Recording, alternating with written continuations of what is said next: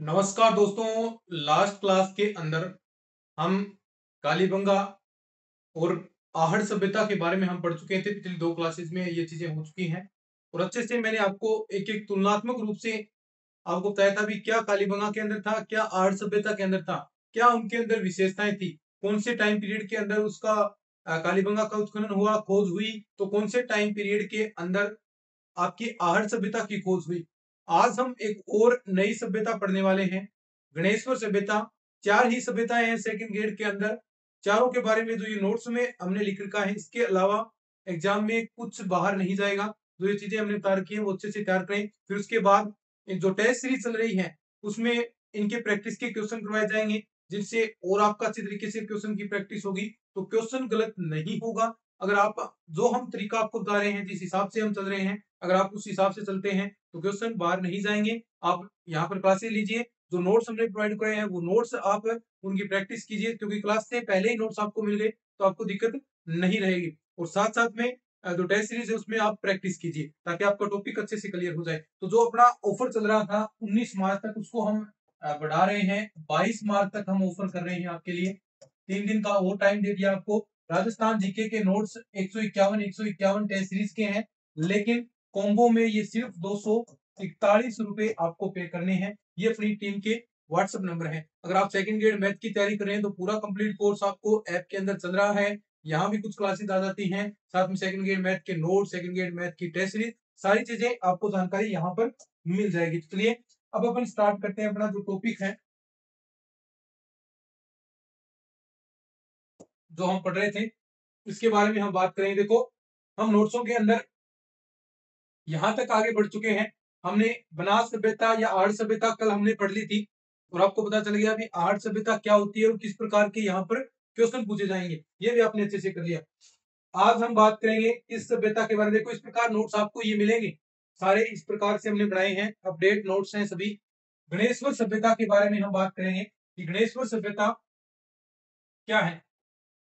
इस प्रकार आपको पढ़ना है। आप चाहें तो स्क्रीनशॉट लेकर भी रख सकते हैं ताकि आप नोट्स न लें तो, लेकिन फिर वो बहुत ज्यादा हो जाएगा। इससे अच्छा है कि सारे notes Rajasthan history, Rajasthan geography, Rajasthan culture, सारी राजस्थान पॉलिटी सारी आपको एक साथ ही मिल जाए। और वो प्राइस सिर्फ 121 रुपए आपके सामने मैंने बताई दिया। आज हम बात करेंगे गणेश्वर सभ्यता के बारे में कि गणेश्वर सभ्यता क्या होती है और क्या क्या यहाँ से क्वेश्चन बनेंगे। तो देखिए, तो चार सभ्यताएं मैंने बताई। नंबर 1 कालीबंगा के बारे में हम पढ़ चुके हैं। दूसरा हम आहड़ के बारे में पढ़ चुके हैं और आज आती है तीसरी गणेश्वर, और फिर उसके बाद सभ्यता रहेगी आपकी बैराग। सारी चीजें नाम से ही स्पष्ट हो रही हैं। देखो, सबसे पहले तुलनात्मक अध्ययन करें चारों को एक साथ लिखकर भी। कालीबंगा हम स्थिति देख रहे हैं, तो कालीबंगा कहां पर स्थित है? हनुमानगढ़ में। आहड़ उदयपुर में। तो गणेश्वर कहां पर है? सीकर में। विराट जयपुर के अंदर। तो ऐसे तुलनात्मक अध्ययन करेंगे तो चीजें आपको लंबे टाइम तक याद रहेंगी और आसानी रहेगी उनको चीजें याद करने में भी, नई चीजों को। और फिर पहले वाला भी आप नहीं भूलेंगे। ये तरीका होता है याद करने का, ठीक है। अब अपन बात करते हैं, ठीक है। अब सही दिखाई दे रहा होगा। स्थिति, सबसे पहले अगर हम गणेश्वर सभ्यता की स्थिति के बारे में बात करें तो ये नीम का थाना सीकर के अंदर, नीम का थाना सीकर के अंदर आपकी गणेश्वर सभ्यता स्थित है। पहाड़ी की अगर बात करें तो खंडेला मुंडेला आपने नाम सुना है। खंडेला की पहाड़ियां में ये कांतली नदी बहती है और यहां से ये प्राप्त होती है। कांतली नदी की लंबाई की अगर हम बात करें, नदियां हम पढ़ेंगे तो उसमें कांतली नदी की लंबाई 100 किलोमीटर आती है। उस कांतली नदी पर गणेश्वर सभ्यता स्थित है। हम उस नदी के अंदर भी बात करते हैं। तो सबसे पहले अगर स्थिति की बात करें गणेश्वर सभ्यता स्थित कहां पर है, तो ये सीकर में नीम का थाना, जो जिला बना था नीम का थाना, जिसे जिला बनाया गया था, किसी टाइम में जिला बनाया गया था नीम का थाना को, लेकिन बाद में हटा भी दिया गया। नीम का थाना सीकर को कंडेला की पहाड़ियों में कांतली नदी के मुहाने से प्राप्त होती है। ताम्र पाषाण संस्कृति, मैंने बताया था ताम्र पाषाण कालीन पहले वाली कौन सी आहड़ सभ्यता भी थी। कांस्य युगीन कौन सी थी? कालीबंगा। कहां से कांस्य, कहां से कालीबंगा सभ्यता। एक मिनट थोड़ा लाइट कम लग रही है, ठीक है।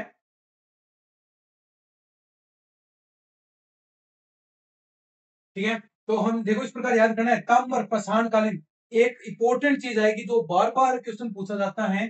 ताम्र युगीन सभ्यता की जननी ताम्र युगीन सभ्यता की जननी गणेश्वर सभ्यता। बहुत इंपॉर्टेंट क्वेश्चन है, कितनी बार रिपीट हो गया, सैकड़ों बार प्रश्न ये रिपीट होता है। अगर वो गणेश्वर सभ्यता से क्वेश्चन देता है तो लगभग चांस बनते हैं कि वो यही क्वेश्चन पूछे। ताम्र पाषाण सभ्यता की जननी किसे कहा जाता है, तो गणेश्वर सभ्यता। लेकिन ताम्र पाषाण कालीन की सभ्यता कौन सी है, वो भी आहड़ सभ्यता, लेकिन उसे जननी नहीं कहा जाता है। दोनों ही ताम्र पाषाण युगीन, लेकिन उसे जननी का नहीं कहा जाता।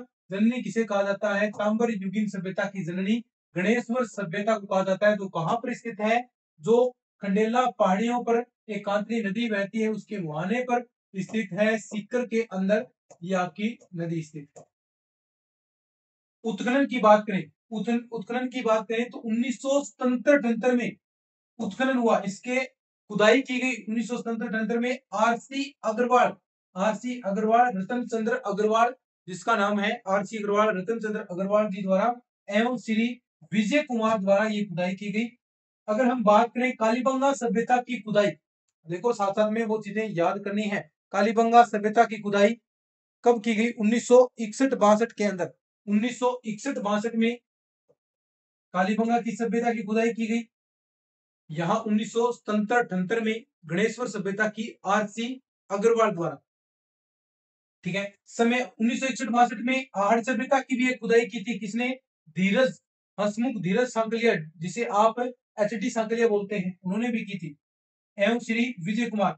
समय अवधि की बात करें तो 2800 ईसा पूर्व कार्बन डेटिंग पद्धति द्वारा, बीसीई द्वारा ये बताई जाती है। कार्बन डेटिंग पद्धति के अनुसार ये 2800 ईसा पूर्व या बीसीई पूर्व ये सभ्यता थी।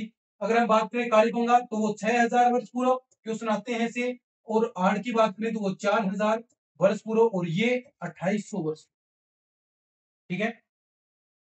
संपूर्ण सिंधु घाटी सभ्यता क्षेत्र में तांबे की आपूर्ति गणेश्वर सभ्यता से ही होती थी।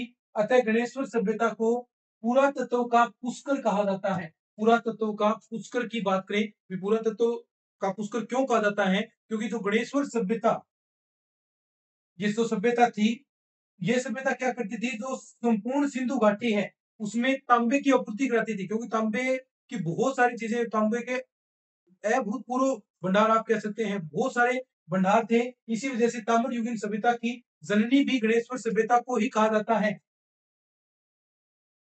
तो ये बात आपको ध्यान रखनी है कि संपूर्ण सिंधु घाटी सभ्यता क्षेत्र में तांबे की आपूर्ति गणेश्वर से ही होती थी। अतः गणेश्वर सभ्यता को क्या कहा जाता है, ताम्र युगीन सभ्यता की जननी। तो दो ही बातें मेन चीज आपको ध्यान रखनी है। तो ताम्र युगीन सभ्यता की जननी, देखो ध्यान रखें, एक कहां पर स्थित है, खंडेला की पहाड़ियों में कांतली नदी बहती है उसके मुहाने पर स्थित है।